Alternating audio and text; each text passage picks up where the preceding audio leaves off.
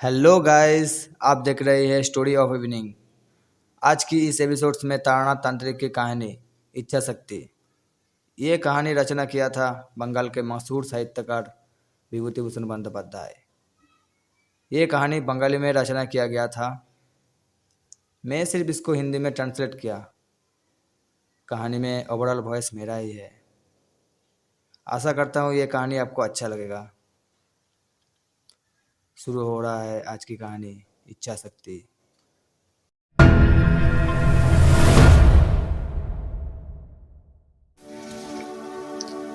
उस दिन सुबह से हल्का बारिश हो रहा था।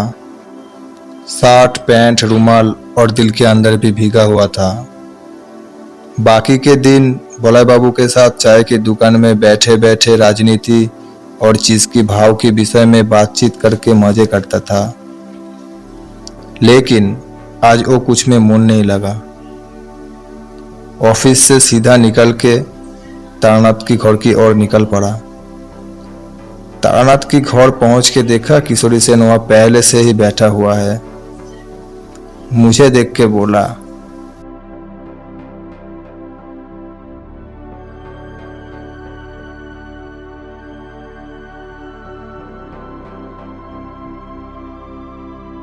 आओ आओ बैठो। कैसे मालूम किया आज मैं आने वाला हूं? फिर किशोरी ने बोला, उसके लिए कोई मंत्र तंत्र जानने की आवश्यकता है क्या? आज बारिश के दिन में नहीं आओगे तो घर में बैठे बैठे क्या करोगे? तारानाथ के लिए एक पैकेट पासिंग सो खरीद कर लाया था। उसके हाथ में देखकर बोला, आज एक अच्छा कहानी होगा क्या? तारानाथ हाथ आगे करके सिगरेट का पैकेट लिया, लेकिन उसके चेहरे पर विशेष खुशी नहीं नजर आया। फिर तारानाथ बोला, तुम लोगों को कहानी सुनाने का मन नहीं करता। तुम लोग मेरे कहानी पे यकीन नहीं करते। हर कहानी में तो ऐसा नहीं करता। जो कहानी एकदम मनमानी करने के लिए नहीं, वो छोड़ के। तारानाथ गुस्सा करके उठने ही वाला था। मैं बात की मोड़ घुमा के बोला, तारानाथ वो सब छोड़ो, तुम्हारी कहानी सच है तो हमारा यकीन करने या ना करने से क्या होगा? सच तो हमेशा सच ही रहता है। तारानाथ कुछ शांत होके बोला, ये जो यकीन करने की बात बोला ना, यकीन में ही सच में बहुत कुछ होता है। साधारण बुद्धि से जिसकी समझौता नहीं होता है। मतलब आप कहना चाहते हैं अगर कोई व्यक्ति सोच ले कि वो कभी नहीं मरेगा तो वो अमर हो जाएगा? हाँ, ये बात बिल्कुल सच है, परंतु तुम जैसे डरपोक के लिए नहीं। हिमालय में जो प्राचीन मुनि ऋषियों रहता है वो 100 साल जीवित रहता है। वो कैसे संभव होता है बोलो? वो संभव सिर्फ इच्छा शक्ति के बल पर होता है।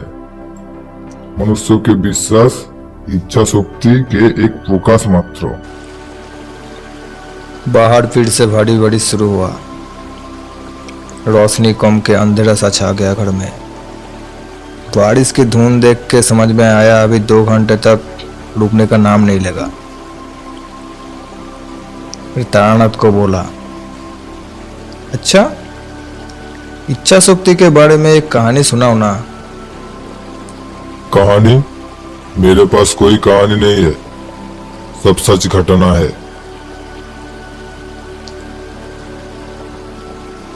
किशोरी कुछ बोलने वाला था, उसे थमा के बोला, अभी हम 2 घंटे का आपका मेहमान है, तो हमारी विनती है एक कहानी मतलब सच घटना ये सुनाइए। फिर तारानाथ आंखें बंद करके कुछ देर बैठा रहा। हो सकता है वो कहानी को ठीक से साझा लिया। फिर बोला, आज से करीब 20 साल पहले की बात। एक शिष्य के घर से सत्संग करके लौट रहा था। गाड़ी बदलने के लिए बैठा हुआ था रानागढ़ स्टेशन पर, और गाड़ी आने में अभी भी 1 घंटा बाकी है।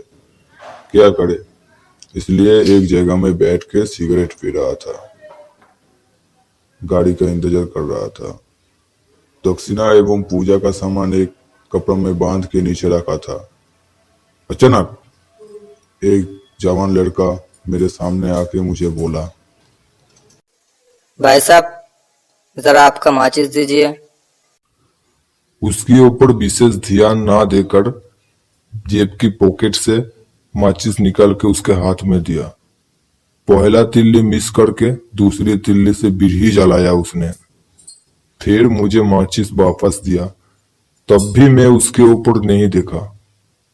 माचिस जेब में रख के पता नहीं क्यों अचानक उसके ऊपर देखा, तो वो लड़का पीछे मुड़ के प्लेटफॉर्म के दूसरी तरफ जा रहा था। उसे देख के मैं अचानक चौंक गया। तुम लोगों को तो मालूम है मेरा कुछ विशेष शक्तियां है, जिसके माध्यम से व्यक्ति के आने वाला खतरा, भाग्य परिवर्तन की बात समझ पाता हूँ। पीछे से देखकर उसके आसपास एक काला साया दिख रहा था। एक ऐसा लगता है कि काला जाली के अंदर से वो घूम फिर रहा था।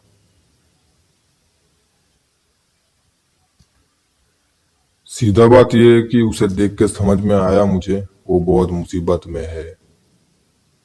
जमीन से कपड़ा का थैली हाथ में लेकर तेज रफ्तार में उसकी तरफ जाने लगा। प्लेटफॉर्म की एक सुनसान जगह में खड़ा था और खड़ा होके लाइन के दूसरी तरफ देख रहा था। मैं उसे हल्की सी पुकारा, भाई जरा सुनिए। वो लड़का अचानक चौंक के मेरी तरफ देखा। उसकी उम्र करीब 30 साल का होगा। दुश्चिंता में उसकी चेहरा काला सा हो गया। वो लड़का थोड़ा डर के बोला, आपने मुझे कुछ बोला? थोड़ा परेशान हो गया। क्यों उसको बुलाया वो कैसे बताऊं? किसी को तो अगर ऐसा नहीं बोल सकते। भाई, तुम्हारा आसपास अंधेरा सा छाया हुआ है, आपकी बहुत मुसीबत है, इसलिए थोड़ा बात करने के लिए बोला।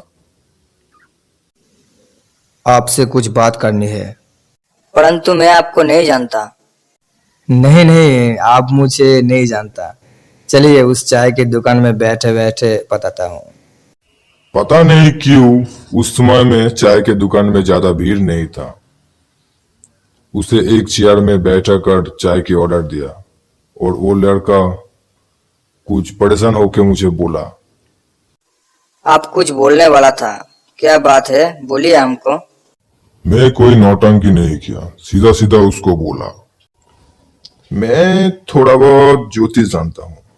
तो आपने जब मुझसे माचिस मांगा था तो मैं आपकी तरफ देखा। पता नहीं मुझे क्यों महसूस हुआ आप बहुत मुसीबत में है। क्या ये बात सच है? मुझे बताओ, हो सकता है कि मैं आपका कोई काम में आ सकता हूँ।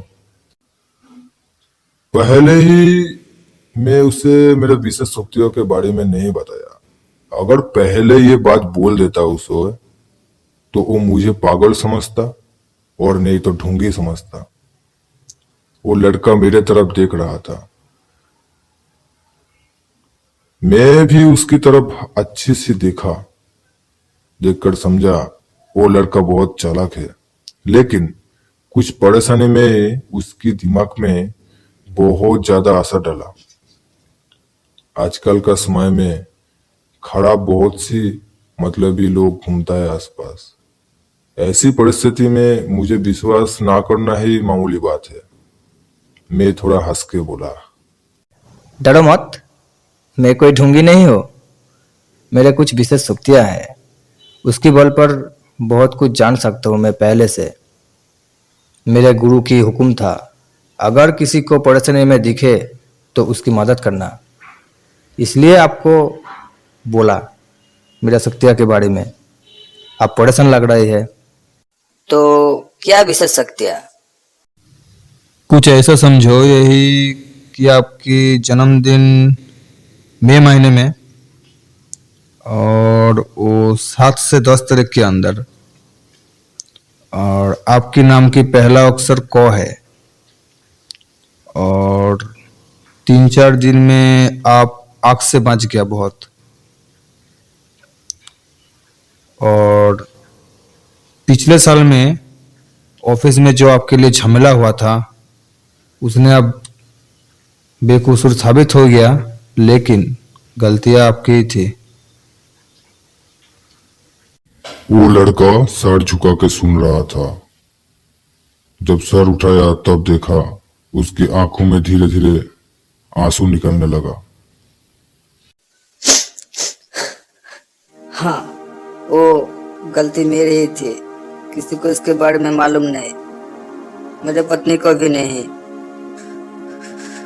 विश्वास कीजिए। 3000 रुपया था। सच? जी हाँ, आप सब कुछ जान गया। आपकी विशेषोक्ति पर यकीन हो गया मेरा। पत्नी की बीमार में ही इलाज करने के लिए वो रुपया लिया था। सोचा था किसी को मालूम पड़ने से पहले वो गांव की जमीन बेचकर दे दूंगा, लेकिन उससे पहले ही ऑफिस में ऑडिट बैठ गया और पता चल गया। मैं बहुत पुराना आदमी हूँ, इसलिए मुझे शक नहीं किया और सबूत ना मिलने पर वो रुपया खर्च के खाते में बैठा दिया गया। उसके बाद वो लड़का मेरी तरफ देखा और आंखों की आंसू मूछ के फिर बोला, आपके सामने सब कुछ स्वीकार करके मन हल्का हुआ। इतने दिन तक मन ही मन जल रहा था मैं। हाँ, 2 दिन पहले आग से बच गया मैं। मेरा पत्नी और पुत्र वो भी गांव गया है। अभी मैं जा रहा हूँ। मुझे खाना बनाना नहीं आता है। होटल की खाना खा के तबीयत खराब होता है, इसलिए चावल बनाने के लिए स्टोव जला के पीछे मुड़ा और मेरा धोती में आग लग गया। फिर क्या किस्मत, उस समय मेरा एक दोस्त आया था, वो पानी डाल के आग बुझाया। फिर भी देखिए ना, मेरा पैर जल गया। दाहिना पैर से धोती थोड़ा ऊपर करके दिखाया। पाँव में भीगा कपड़ा लपेटा हुआ है। चाय वाला आके खाली कप चाय लेकर गया। मैं जेब से एक सिगरेट की पैकेट निकालकर मैं एक जलाया और एक उसे दिया। फिर वो लड़का सिगरेट में 2-4 लंबा टान लगाकर फिर से बोलना शुरू किया और मैं फिर से 2 कप चाय की ऑर्डर दिया। मेरा नाम काली प्रसाद मित्र। बांग्लादेश के खुलना शहर में मशहूर मित्र परिवार के नाम सुना शायद। मैं उसी के वारिस हूँ। ऐसे 50 साल से हो गया, उधर से कोई संबंध नहीं है मेरे। परदादा काम के सिलसिले में इधर बंगाल में आया, उसके बाद कभी और बांग्लादेश लौट के नहीं गया। फिर से 2 कप चाय आया। गर्मा गर्म चाय पीते पीते काली प्रसाद बोला, नदिया जिला की उत्तर सीमाने में कुछ जमीन खरीदकर मेरा परदादा जी ने घर बनाया और कोलकाता से व्यापार शुरू किया। कभी कभार गांव में आके रहता था। मेरा दादाजी को छोड़ के बाकी के लोग गांव में ही रहता था। हरी सब्जियां का व्यापार करता था परदादा जी। कुछ पैसे भी संचय कर लिया था, लेकिन क्या करे, कंपटीशन की वजह से उसके जीते जी वो व्यापार बंद हो गया। किसी जान पहचान की दोस्त से बोल के मेरा पिताजी को एक फार्म में नौकरी दिलवा दिया। मेरे पिताजी रिटायरमेंट होने के बाद अभी वो नौकरी में ही करता हूँ। आपकी पिताजी का रिटायरमेंट का कितना साल हुआ? पिताजी करीब 10 साल रिटायरमेंट हुआ है। अभी उम्र है उनकी 70 साल। देख के पता नहीं चलता, अभी भी बेस घूमता है फिरता है। हाँ, आंख में थोड़ा प्रॉब्लम है, कमजोर देखता है। और कोई बीमारी नहीं। हाँ, और कुछ बोलने वाला था, बोलिए। कुछ दुश्मन थी, उसके कारण खुलना से छोड़ के बंगाल में आया। आने के समय गांव से कुछ पैसा और जान से भी ज्यादा प्यारे एक चीज लाया था। क्या चीज?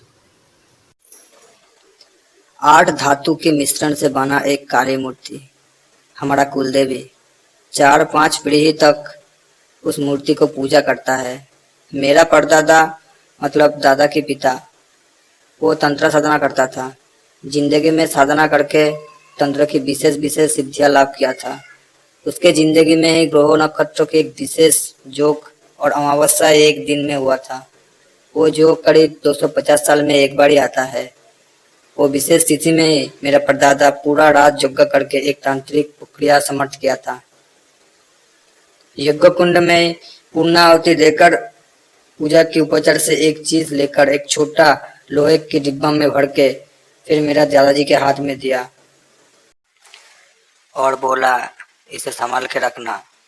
इस डिब्बा के महिमा से हमारे परिवार के ऊपर और किसी मुसीबत नहीं आएगा। सच में उस समय से आज तक किसी भी मुसीबत से वो डिब्बा हमारा रक्षा करते आता है। किसी भी बीमार होने से माता की ये डिब्बा सर में छू कर वो ठीक हो जाता है। डॉक्टर जो काम नहीं कर पाया वो काम ये डिब्बा में कर दिखाया। एक बार किसी ने उस डिब्बा के महिमा के बारे में सवाल किया तो मेरा पिताजी क्या किया मालूम है? जहरीले सांप के सामने वो डब्बा रखा था। फिर क्या हुआ उस सांप को? वो जहरीला सांप माथा नीचे करके चुपचाप हो गया। बचपन का बात है लेकिन अब भी मेरा याद है। करीब 3 पीढ़ियों से बुरा वक्त में सहायता करके आ रहा है वो डब्बा। मैं इस जमाने का हूँ, मैं इतना विश्वास नहीं करता हूँ, लेकिन मेरा पिताजी उस जमाने का था। वो डॉक्टर से भी ज्यादा उस डिब्बा पर यकीन करता है। कुछ महीने पहले की बात है, जब मेरा बड़ा बेटा का तबीयत खराब हुआ और एक ही साथ में मेरा ऑफिस में एडिट भी बसा था। लेकिन रुपया के बारे में पिताजी को नहीं मालूम था। उसका पोते का तबीयत खराब होने का बारे में मालूम था, इसीलिए किसी जान पहचान के आदमी के हाथ से वो डब्बा मेरे पास भेज दिया। और वो डब्बा आने के बाद क्या सच में उस डब्बे के महिमा से क्या हमको नहीं मालूम, लेकिन मेरा बेटा भी ठीक हो गया और ऑफिस में वो झमेला भी ठीक हो गया। फिर कुछ शांत होकर काली प्रसाद ने बोला, बुरा मत मानना, मुझे एक सिगरेट दीजिए। सिगरेट जला के 2-3 फूंक मार के आधा करके फिर से कहने लगा, उसके बाद से वो डिब्बा मेरे पास ही था। लेकिन 2 दिन पहले पिताजी के एक अजीब सा चिट्ठी आया। मेरा पत्नी और मेरा बेटा कुछ दिन पहले ही पिताजी के पास गया है। मैं भेज दिया पिताजी की देखभाल करने के लिए। अब चिट्ठी मिलने के बाद मैं भी जा रहा हूँ और वो डिब्बा भी साथ में लेकर जा रहा हूँ। वो चिट्ठी अजीब सा क्यों बोला? क्या लिखा है उस चिट्ठी में? फिर काली प्रसाद ने उसकी बैग से एक चिट्ठी निकल के मेरे हाथ में दिया। आप खुद ही पढ़ लीजिए ना। उस चिट्ठी में लिखा था, मेरे प्यारे काली प्रसाद, आशा करता हूँ उधर सब कुछ कुशल मंगल में है। एक अजीब सा घटनाएं देखकर तुमको एक खत लिखा। आज से करीब 4-5 दिन से घर में कुछ अजीब अजीब घटनाएं घट रहा है, इसलिए ये हमको मालूम नहीं और इसका हाल कैसे होगा वो कुछ समझ में नहीं आ रहा है। मेरे खात मिलने पर फौरन छुट्टी लेकर गांव आ जाओ। कुछ 5-6 महीने से वो माता की डिब्बा आपके पास है। लौटने के समय उस डिब्बे को भी साथ में लाना, भूलना मत। हो सकता है वो डिब्बा घर में नहीं है, इसलिए ये अजीब अजीब घटना घट रहा है। वो चिट्ठी पढ़ के काली प्रसाद को वापस दे दिया। फिर काली प्रसाद ने हमको पूछा, क्या समझा? क्या अजीब अजीब घटना हो रहा है? कुछ अंदाज किया आपने? ये चिट्ठी सच में बहुत अजीब सा। एक बात बताओ, इससे पहले आपके घर में कभी ऐसा हुआ था? बिल्कुल नहीं। शाम होने वाला था, मेरे गाड़ी का भी आने का समय हुआ था। काली प्रसाद उसके होठों को दांत से दबा के कुछ सोच रहा था। मैं और क्या कर सकता हूँ? कपड़ा का थैली हाथ में लिया और खड़ा हुआ। ठीक है, मैं चलता हूँ। अपना विशेष ख्याल रखना। काली प्रसाद थोड़ा डर के बोला। अब मेरा क्या होगा? मुझे बहुत डर लग रहा है। किसी भी मुसीबत में ईश्वर को शरण करना केवल उन्हीं सब डर से इंसान को मुक्ति दिलाता है। उसकी चेहरा देखकर समझा उसे कुछ भरोसा नहीं हुआ। ईश्वर को देखा नहीं जाता, सिर्फ उसकी पूजा करता है। परंतु जिंदगी की सारे विषय में ईश्वर की ऊपर सब कुछ छोड़ देना एक उच्च साधना है। वो साधना में अभी काली प्रसाद सिद्ध नहीं हुआ। फिर भी मैं क्या करूं? मैं थोड़ी हंस के पीछे मुड़ के चलना शुरू किया। थोड़ा दूर जाने के बाद काली प्रसाद दौड़ के आया मेरे पास। सुनिए, सुनिए, जरा रुकिए, जरा रुकिए। मैं रुक गया। काली प्रसाद मेरे पास आके बोला, एक रास्ता है, एक रास्ता है, परंतु आप उसमें राजी होगे क्या? जो बोलना है थोड़ा जल्दी बोलो, अभी मेरा गाड़ी आने वाला है। जरूरी बात करने की स्टाइल में थोड़ा कस के गला साफ करके मेरी तरफ देख के बोला, आप मेरे साथ मेरा गांव चलिए। मैं आपके गांव में? जी हाँ, आपके कुछ विशेषज्ञता है। आप जाने से हो सकता है सब कुछ ठीक हो जाएगा। आप मना मत कीजिए, कृपा करके चलिए। काली प्रसाद सच में बहुत डरा हुआ था। ये आम बात था। थोड़ा देर सोचा। घर में ऐसा कुछ नहीं कह के आया कि जल्दी लौट के आओ, और 5-6 दिन देरी होने से विशेष समस्या नहीं आएगा। उसके साथ जाने के लिए फैसला कर लिया। फिर मैं कहा। काली प्रसाद मेरा हाथ पकड़ के बोला, शुक्रिया, मैं सोचा नहीं था कि आप हमारे साथ जाने के लिए राजी हो जाएंगे। एक छोटा सा स्टेशन पे उतर के पूरा 3 माइल जाने के बाद काली प्रसाद की घर। गांव में जब पहुंचा तब रात करीब 8 बज गया। गांव में 8 बजते ही रात हो जाता है, सब लोग सो जाता है। कृष्ण पक्षों की अंधेरा सा रात, पंचमी तिथि की चंद्रमा पूर्व दिशा में नीचे से नारियल की पेड़ के अंदर से एक अजीब सा दिख रहा था। गांव की करीब आखिरी सीमा पर लंबी दीवार से घिरा एक घर था।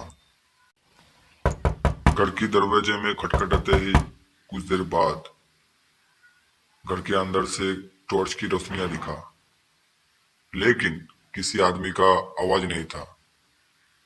ऐसा लगता है कि अंदर में जो है वो दरवाजा खोलने का हिम्मत नहीं है उसके पास। काली प्रसाद आवाज लगाया, अभिराम, तू है क्या? दरवाजा खोल। काली प्रसाद की आवाज सुन के एक आदमी दरवाजा खोल के बाहर आया। उसकी उम्र करीब 60 साल होगा। सर की बाल सफेद, बदन में एक धोती और कांधों में एक गमछा था। वो आदमी भी डरा हुआ था। फिर काली प्रसाद कहा, पंडित जी, ये अभिराम है, पुराना आदमी। मुझे छोटे से लाल प्यार से बड़ा किया। और क्या हुआ अभिराम, दरवाजा खोलने में इतना देर क्यों लगाया? साहब, रात को ना अजीब अजीब सा घटनाएं होता है। कमरे से बाहर आने में भी डर लगता है। कैसी अजीब अजीब घटना है? उसकी जवाब देने से पहले ही घर के पास में बगीचे में एक पेड़ से कुछ अजीब अजीब आवाज आया। ऐसा लगता है कि वो पेड़ किसी ने धक्का देकर हिल रहा है। मैं और काली प्रसाद हताश होकर उधर फिरने ही वाला था। अभिराम को कहा, साहब, देखा, फिर से शुरू हुआ वही अजीब अजीब घटना है। सच में कौन हिला रहा है वो पेड़? वो तो किसी इंसान की बस की बात नहीं। फिर अचानक एक चीज पेड़ के ऊपर से हमारी तरफ आया। उस समय पता नहीं क्यों काली प्रसाद एक पाव आगे निकल गया और वो चीज दीवार से टकरा के नीचे पड़ गया। नहीं तो उसी घाव में ही काली प्रसाद का अंतिम संस्कार हो जाता।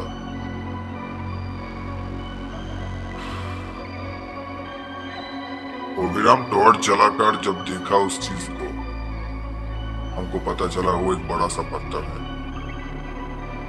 जिसका वजन करीब 10 किलो होगा। फिर मैं कहा, तुम दोनों घर के अंदर चले जाओ और ये टॉर्च मुझे दे के जाओ। मैं एक बार वो बगीचा में जाना चाहता हूँ। काली प्रसाद ओबीराम के हाथ से टॉर्च लेकर मुझे दिया और कहा, नहीं नहीं, आपको अकेला मैं नहीं जाने दूंगा, मैं भी आपके साथ चलता हूँ। अरे मुझे कुछ नहीं होगा, तुम दोनों अंदर चले जाओ, मैं थोड़ी देर में आता हूँ। मुझे अच्छे से मालूम था मधुसुंदरी देवी की कृपा से किसी निम्न मार्ग की आत्मा मेरा कुछ नहीं बिगाड़ पाएगा। वो पत्थर काली प्रसाद को ही छोड़ा गया था। फिर टॉर्च लेकर मैं बगीचा की तरफ गया। आसपास पूरा सुनसान था, पेड़ की एक पत्ती तक ही नहीं हिल रहा था। लगता है वो सामने मोटे आम की पेड़ से वो पत्थर छुड़ा गया था। टॉर्च जला के पेड़ के आसपास अच्छे से देख लिया, लेकिन कुछ नहीं दिखा। फिर मेरे मन में एक अजीब सा संतुलन हुआ। मेरा हाथ पैर अटक गया। मेरा दिमाग की कुछ सोचने की क्षमता भी जा रहा था और ऐसा लग रहा था कि किसी ने मेरे पैरों में 100 किलो के पत्थर बांध दिया है। पैर जमीन से उड़ नहीं रहा था। पूरा शरीर और मन में एक अचानक सा कैसे महसूस हो रहा था जो बोल के समझाया नहीं जा सकता। खुद की शक्तियों के ऊपर भरोसा करके आ तो गया, लेकिन अभी मुझे डर सा लगने लगा। मरने की डर नहीं, लेकिन वो डर जिंदगी में कभी महसूस नहीं हुआ। किसी भयानक पेड़ से सामना होने का डर था। आसपास की हवा में एक तीव्र बदबू सा फैल गया। एक एक सांसों में वो बदबू मेरा शरीर के अंदर जाके मेरा शरीर को अशुद्धि कर रहा था। फिर मैं नीचे गिर गया। फिर जिंदगी से बहुत संघर्ष कर से किसी भी हालत में बैठ के मधुसुंदरी देवी की मंत्र जप करने लगा और फिर कुछ ही पालों में वो बदबू कट गया। आसपास शांत हो गया। मन में बॉल आया। घर की दरवाजा खुला हुआ था। अंदर जाके देखा, आंगन में ही घर की सब लड़का खड़ा होके बाहर की ओर देख रहा था। मैं अंदर आते ही काली प्रसाद कहा, ओह, भगवान का लाख लाख शुक्रिया, आप आ गया। हम लोग बहुत डर गया था। काली प्रसाद की कांधों में जो आदमी हाथ रख के खड़ा था, अंदाजा लगा के समझा वही चंद्रिका प्रसाद है। काली प्रसाद की पिता। गोरा सा रंग, विशालकाय चेहरा, सर की बल सफेद और बदन में एक शर्ट और एक धोती। मैं घर के अंदर आया और टॉर्च लाइट को काली प्रसाद के हाथ में दिया। उसके बाद चंद्रिका प्रसाद थोड़ा आगे आके मुझे बोला, काली अभी अभी आपके बारे में बोल रहा था। आप हमारे यहाँ आए उसके लिए शुक्रिया। ऐसे मत बोलिए, आप मेरा पिता समान है। फिर चंद्रिका प्रसाद मेरा हाथ पकड़ के बोला, तो क्या हुआ? आप साधक है, आप गुरु समान है। ठीक है, जितना हो सके मैं कोशिश करूंगा। हाँ, हमारे इस घर में कि क्यों ऐसा हो रहा है, कुछ समझा? हाँ, कुछ कुछ समझा शायद। फिर बाप और बेटे एक साथ बोला, क्या समझा? क्या समझा? अभी नहीं, पहले आपकी बात सुन लेता हूँ, उसके बाद बताता हूँ। फिर चंद्रिका प्रसाद थोड़ा जल्दबाजी में कहा, हाँ हाँ हाँ, चलिए, हाथ पैर धोने के बाद अच्छे से बैठ के बात होगी। ए अभिराम, पंडित जी के लिए थोड़ा पानी दे और एक गमछा भी। फिर हाथ पैर धो के अच्छे से बैठ के चंद्रिका प्रसाद की बातें सुन रहा था। मेरी जिंदगी में कभी ऐसा नहीं हुआ। कुछ दिन पहले रात में खाना खाने के लिए बैठा था। रात करीब 10 बजे अचानक से बाहर से एक अजीब सा हवा का झोंका आया और बाहर से धूल मिट्टी आके मेरे खाने में गिर गया। फिर मैं थोड़ा ताज्जुब सा हो गया। बाहर मौसम साफ था लेकिन ऐसे हवा का झोंका कहाँ से आया। उसके बाद मैं खाना छोड़ के उठ गया। फिर रात को नींद नहीं आया। सुबह होते ही लोटा लेकर खेत में जा रहा था, तब घर के सामने 2 मरे हुए चिड़िया पड़े हुआ था। पहले सोचा काल रात तो हवा का झोंका आया उसके ही लिए मर गया, लेकिन अच्छे से देखा वो नहीं, किसी ने चिड़िया की गर्दन मरोड़ के रख दिया। हवा से ऐसा नहीं होता है। घर की सब लोग उसे देखकर डर जाएगी, इसलिए मैं थोड़ा दूर ले जाकर उसे फेंक आया। यहाँ तक बोल के चंद्रिका प्रसाद थोड़ा रुका, फिर लंबी सांस लेकर कहा, वहीं से ही मुसीबत शुरू हुआ। कभी कभार ऐसी हवा चलता है, घर की सामान गिरा देता है, अजीब अजीब आवाजें सुनाई देता है घर के आसपास, और ये सिर्फ मेरे ही घर के आसपास होता है। बाद में गांव के लोगों से पूछा, गांव के बाकी लोग वो हवा के बारे में कुछ नहीं महसूस किया। क्यों ऐसा होता है पंडित जी, हमको कुछ समझ में नहीं आ रहा, आप कुछ क्या समझे। फिर मैं चंद्रिका प्रसाद की ओर देखा, देख के कहा, आपके घर में किसी चुड़ैल का साया नहीं। मतलब जिस भाषा में साधु लोग चुड़ैल शब्द के व्यवहार करते हैं वो नहीं। चुड़ैल नहीं तो फिर क्या है। हाँ, वो बात समझाने को आपको थोड़ा मुश्किल होगी।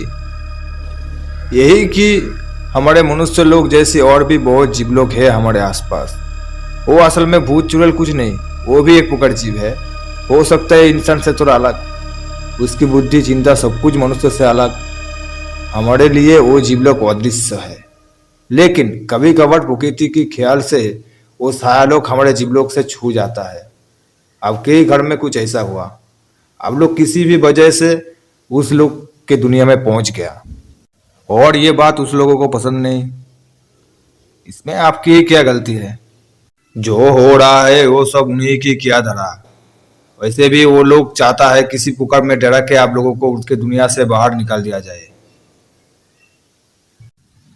किसी की घर में अगर कुत्ता बिल्ली आए तो उसे डरा के भगा देता है ना, कुछ ऐसे ही समझो। लेकिन उससे कुछ नहीं होगा।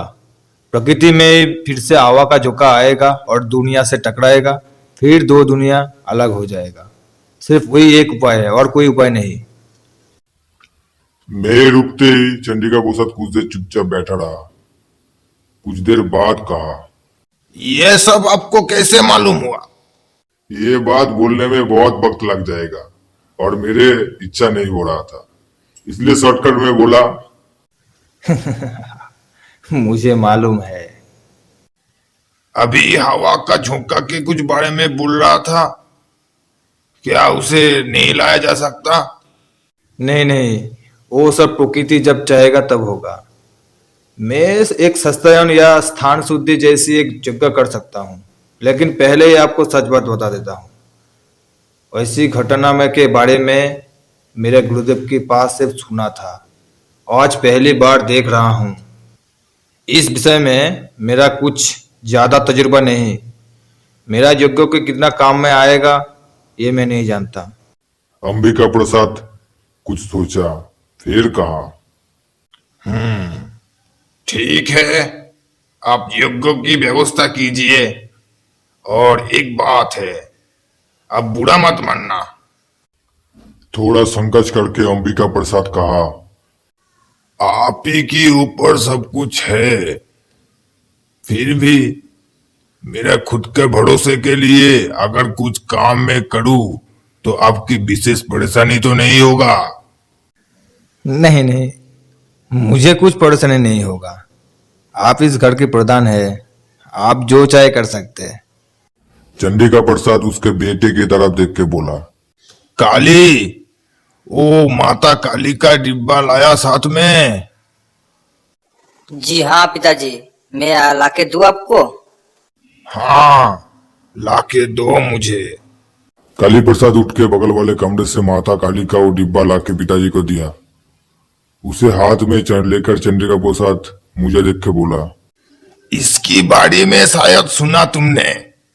जी हाँ, काली बाबू आने के समय उसके बारे में बोल रहा था। फिर आप तो सब कुछ जानते हो। इस डिब्बा के ऊपर हमारे एक विश्वास है, वो विश्वास परीक्षित सच है। गांव में एक समय बसंत की बीमारी में तेल का मचा दिया, तब मैं इस डिब्बा को लेके माता काली का नाम लेकर ये घर के आसपास घूम के गंडी दे दिया। आधा गांव साफ हो गया, लेकिन मेरे घर में कुछ नहीं हुआ। आज भी वो करने वाला हूं, वो डिब्बा लेके घर के आसपास से गंडी दे दूंगा। आप आएंगे हमारे साथ? और काली, तू भी चल। बाहर जाने के लिए खड़ा हुआ था। उसी वक्त पर बाहर से एक हवा का झोंका आके घर की सब कुछ गिरा दिया। देखा, फिर से शुरू हुआ। चलिए घर में जाके देखता हूँ क्या हुआ। घर के अंदर से वो आवाज आया था। वहां पहुंच के देखा घर की औरत और बच्चा खड़ा है। डर के मारे उन दोनों का हालत खराब हो गया है। 10 बड़ा ईंटें रख के थोड़ा ऊंचा करके उसके ऊपर एक बड़ा टंकी रखा था चावल रखने के लिए। वो जमीन में गिर के इधर उधर कर रहा था। मैं फिर से वही बदबू महसूस किया। यहाँ आने के बाद बगीचा में जो बदबू मिला था। चंडिका प्रसाद सर पे हाथ रख के जमीन में बैठ गया। जो करना है वो थोड़ा जल्दी कर लीजिए, रात गहरा हो रहा है। मैं और चंडिका प्रसाद बाहर आया, साथ में लाठी लेकर अभिराम और टॉर्च लेकर काली प्रसाद। चांद छुप गया पेड़ के पीछे। जमीन में थोड़ी रोशनी और थोड़ी अंधेरा मिलाकर एक अजीब सा दिख रहा था। मैं मन ही मन थोड़ा हंसा। किसी आत्मा से अगर सामना हो जाएगा तो ये डंडा किस काम में आएगा। चंडिका प्रसाद वो डिब्बा हाथ में लेकर धीरे धीरे कुछ बोलते बोलते चलने लगा। फिर हम लोग घर के पीछे की तरफ पहुंच गया। इधर पेड़ पौधे थोड़ा ज्यादा है। धीरे धीरे चलने लगा। कुछ देर और जाने पर बाएं मोड़ के घर की पूर्व दिशा की तरफ पहुंच जाऊंगा। वहां पेड़ पौधे थोड़ा कम है। फिर मेरे दिल में एक संतुलन हुआ। मैं समझा अभी इसी पल यहाँ कुछ बुरा होने वाला है। अचानक एक झाड़ियों को पीछे कुछ हिलने का आवाज आया। हम लोग रुक के उसके ऊपर देखा। अभिराम वो डंडा कस के पकड़ा और काली प्रसाद टॉर्च लाइट मेरे हाथ में देकर अभिराम के हाथ से वो डंडा लिया। उसी समय पेड़ के पीछे एक कुत्ता जैसी बड़ा सा जानवर निकल कर चंडिका प्रसाद के ऊपर जाने लगा। पिताजी! काली प्रसाद डर के मारे जोर से चिल्लाया और मैंने बोला, संभल कर, घबराना मत। वो जानवर चंडिका प्रसाद को काटने गया और उसी पल चंडिका प्रसाद थोड़ा पीछे गया और काली प्रसाद जोर से मारा उस जानवर के सर पर। मिट्टी से बना घड़ा टूटने जैसी एक आवाज आया और वो जानवर जमीन में गिर पड़ा। ये घटना भूलने में इतना टाइम लगा, लेकिन घटा कुछ सेकंडों में। काली प्रसाद थोड़ा पास आके टॉर्च जलाकर देखा, फिर कहा, पिताजी, ये किधर है? फिर अभिराम कहा, अजीब घटना है साहब, गिद्धार को इतना डरावना होते कभी नहीं देखा। सही कहा, गिद्धार तो एक डरपोक जानवर है। वो इंसान से डरता है और भाग जाता है। फिर हमारे ऊपर हमला क्यों किया? चंडिका प्रसाद खुद को संभाल के बोला। वो गिद्धार पगला गया, इसीलिए ऐसा किया। वो सब छोड़ो, घर की ओर चलो। अंधेरे में खड़ा रहना कुछ ठीक नहीं होगा। उस रात वो डब्बा लेकर गंडिया देने की सबूत हाथों हाथ दिखा। रात में घर के अंदर कुछ अजीब घटना नहीं हुआ। पूरा रात मैं सोया नहीं। खांसी की आवाज सुनकर पता चला चंडिका प्रसाद भी अभी सोया नहीं। उसका तो आज कुछ नहीं हुआ। अगले ही दिन सब कुछ शांत हो गया। सुबह काली प्रसाद और अभिराम मरी हुई गिद्धार के टांग पकड़ के बाहर खेत की ओर फेंक आया। फिर सब कुछ शांत सा लग रहा था। सूरज की किरणों से आसपास शांत सा दिख रहा था। चंडिका प्रसाद के साथ थोड़ा बातचीत करते करते दिन बीत गया। प्राचीन होने पर भी वो आदमी हिंदू शास्त्र के विषय में बहुत कुछ ज्ञान रखता है। फिर दोपहर में खाना खाकर सो गया। फिर जब नींद खुला तब देखा सूरज आसमान में नहीं, आसपास लाल हो गया। अभी शाम हो जाएगा। बाहर चंडिका प्रसाद चेयर में बैठकर हुक्का पी रहा था। मैं जाकर उसके पास बैठा। लोटा लेकर काली प्रसाद खेत की ओर जा रहा था। उसे देखकर चंडिका प्रसाद कहा, काली, जल्दी से निपटा कर आ। पंडित जी के साथ बैठ कर वो जग्गों की बारे में कुछ बातचीत करना है। सामान का लिस्ट भी करना है। हाँ पिताजी, आ रहा हूँ थोड़ी देर में। कह के काली प्रसाद चला गया। चंडिका प्रसाद फिर कहा, हाँ, सुबह जिस बारे में बात कर रहा था तो सुनो। बोल के चंडिका प्रसाद शुरू किया। मैं बैठे बैठे सुन रहा था। घर के अंदर से गर्मा गर्म पराठा और सब्जी लाया। खाते खाते बातचीत हो रहा था। कुछ समय बाद अंधेरा जब बढ़ गया, अभिराम आके बोला, साहब, छोटा साहब किधर? बहुत देर से उसे नहीं देखा। कौन? काली? वो अभी तक नहीं लौटा?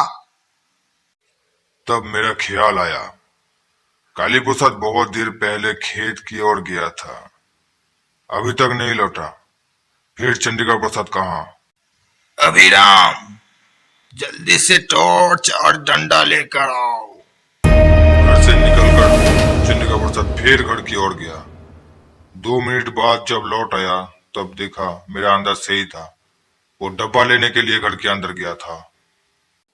बगीचे में पैर रखकर मालूम पड़ा अभी तक सब कुछ शांत नहीं हुआ। आसपास एक अजीब सा बदबू फैला हुआ था।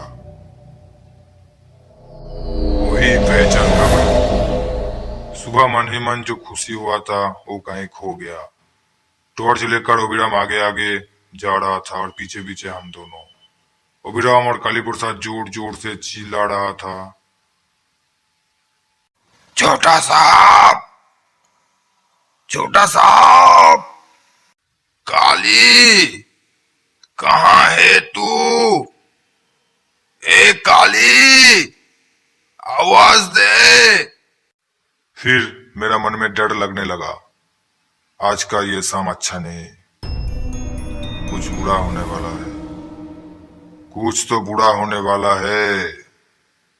एक झाड़ियों के पीछे अभिराम को पड़ा रहते अभिराम ही पहले देखा। छोटा साहब, छोटा साहब करके चीखते चीखते काली प्रसाद के पास जाके बैठ के रोना शुरू किया। मैं चंडिका प्रसाद का हाथ कस के पकड़ा हुआ था। समझा वो बुढ़ा कांप रहा है।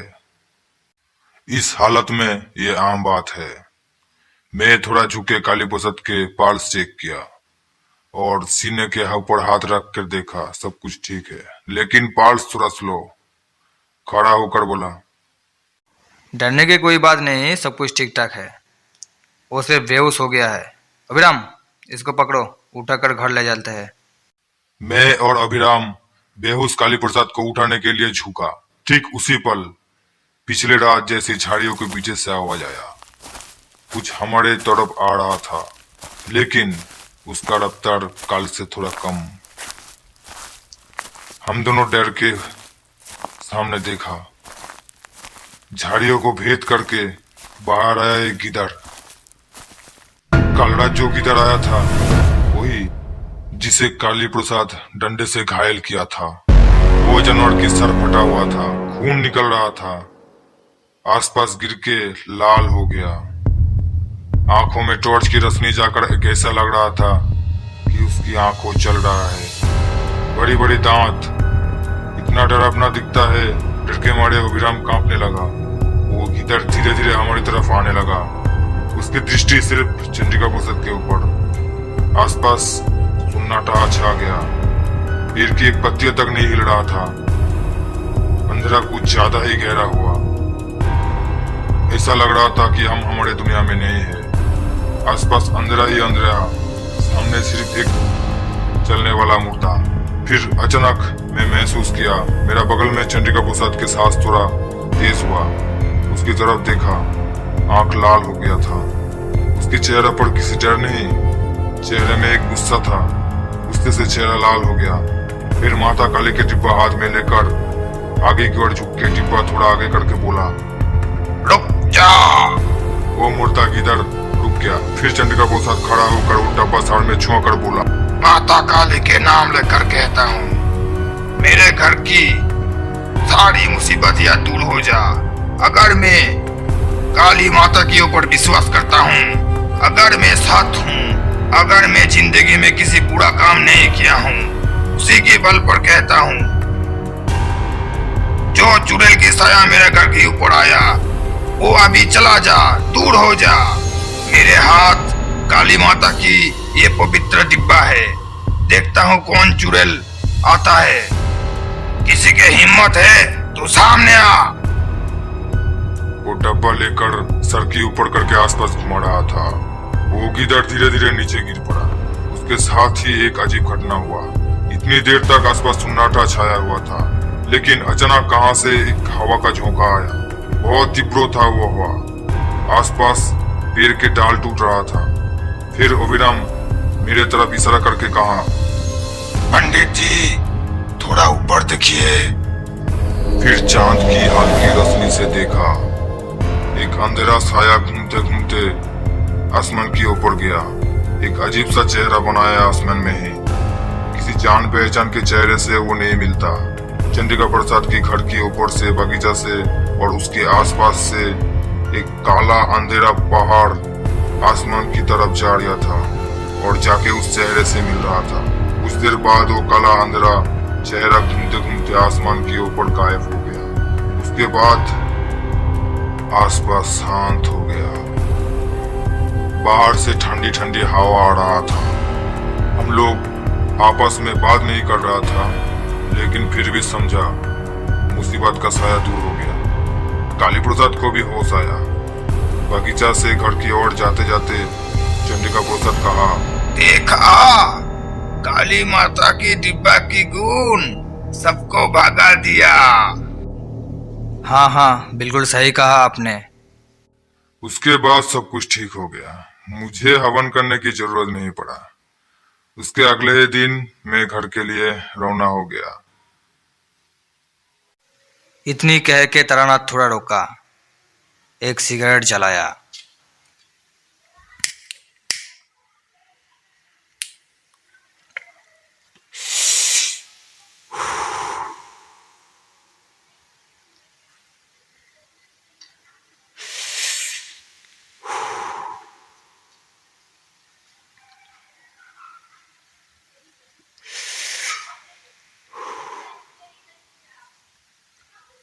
फिर किशोरी बोला, ये तो मंत्र शक्ति है और क्या।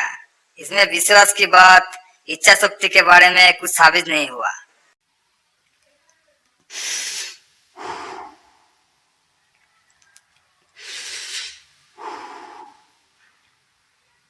हाँ, साबित हुआ था। अगले ही दिन जब मैं जाने के लिए तैयार हो रहा था, तब काली प्रसाद आके कहा, पिताजी विश्वास के बल से ही हमारा मुसीबत को भगा दिया। क्यों? वो काली माता का डिब्बा भी तो था। थोड़ा हंस के काली प्रसाद कहा, रोको, आपको कुछ दिखाना चाहता हूँ मैं। थोड़ा देर बाद वो माता काली का डब्बा लेकर आया और मेरे सामने ही डब्बा का ढक्कन खोल दिया। फिर मैं कहा, अरे अरे, क्या कर रहे हो? डिब्बा का ढक्कन क्यों खोला? ये डिब्बा और काम नहीं करेगा, इसका गुण खराब हो गया। फिर बिस्तर के ऊपर वो डब्बा उल्टा कर दिया। डिब्बे के अंदर जो था वो बिस्तर में गिर गया। अंदर से जो चीज आया वो देखकर मैं ताज्जुब हो गया। कुछ कागज का टुकड़ा था और कुछ नहीं। मैं फिर कहा, ये क्या? कागज का टुकड़ा? काली माता की बरसाती फूल कहाँ गया? वो नहीं, मतलब असली डिब्बा बहुत दिन पहले ही खो गया। मेरा बेटे के बीमार के समय कोलकाता ले जाते जाते वो डिब्बे का ही खो गया। फिर मैं दुकान से ये डिब्बा खरीद कर लाया। पिताजी आंखों में थोड़ा कम दिखता है, इसलिए उसे समझाना आसान हो गया। अभी इसी के बारे में किसी को मालूम नहीं। फिर समझ में आया ये सब कुछ कैसे हुआ? हाँ, ये सब कुछ तुम्हारे पिता की इच्छा शक्ति के वजह से हुआ।